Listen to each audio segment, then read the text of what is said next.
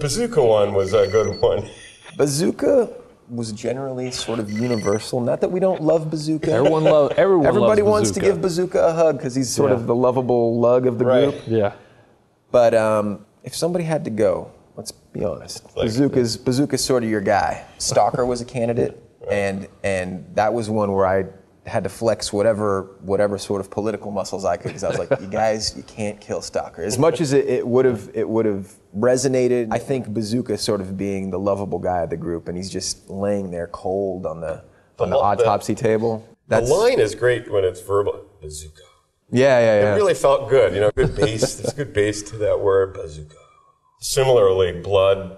That was a good choice there. I think the last name like that. Yeah. And I think sort of classically in the comics and in the cartoon series, he was sort of the guy that was on the verge of maybe doing something underhanded with Cobra Commander.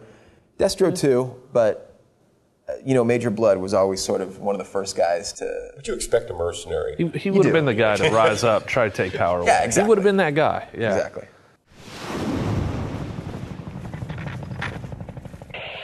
There's a big question mark on it. What is happening? Are they dead? Who knows? Are they? Yeah, I mean, when you sort of look at the big picture and you sort of look at the yin and yang of Storm Shadow and Snake Eyes, without getting maybe too mystical, there's a lot of elements, to the 7 steps to the sun, being taught, the guy who sort of respects life being taught the ultimate, death technique. Maybe the other son was taught the lesson of life. Who knows?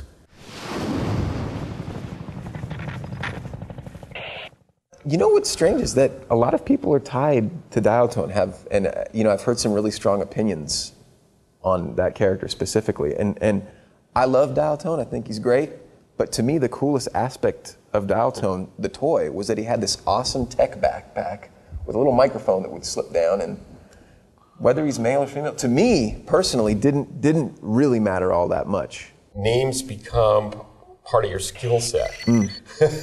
And guys drop, things happen. At one point she was just sort of nameless tech girl on the flag. Right. That, as it turned out, really did a lot of the narrative for what was going on and explained to the audience. And we needed to be contemporary too, who are the Young Turks? Yeah.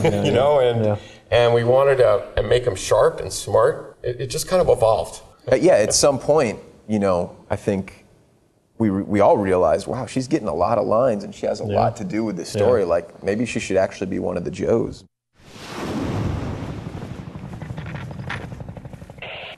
Well, I think, when you're designing things, you always want to do what's not going to be cool tomorrow, but a year from now, 10 years from now. You always want to have something that, people are just going to dig, I think. And, when we were looking at the vehicles and talking about the designs, with G.I. Joe, you always have to kind of utilize what is now, but you're 10 years ahead. So these guys are these elite special forces. They're using these kind of new and interesting technologies.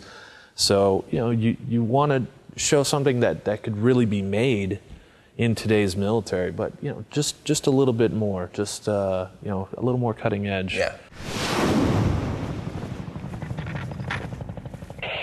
I mean, I think my expectations were met in the sense that this was finally, something Joe-related that I've wanted to see and I've been waiting for as a fan for a long, long time.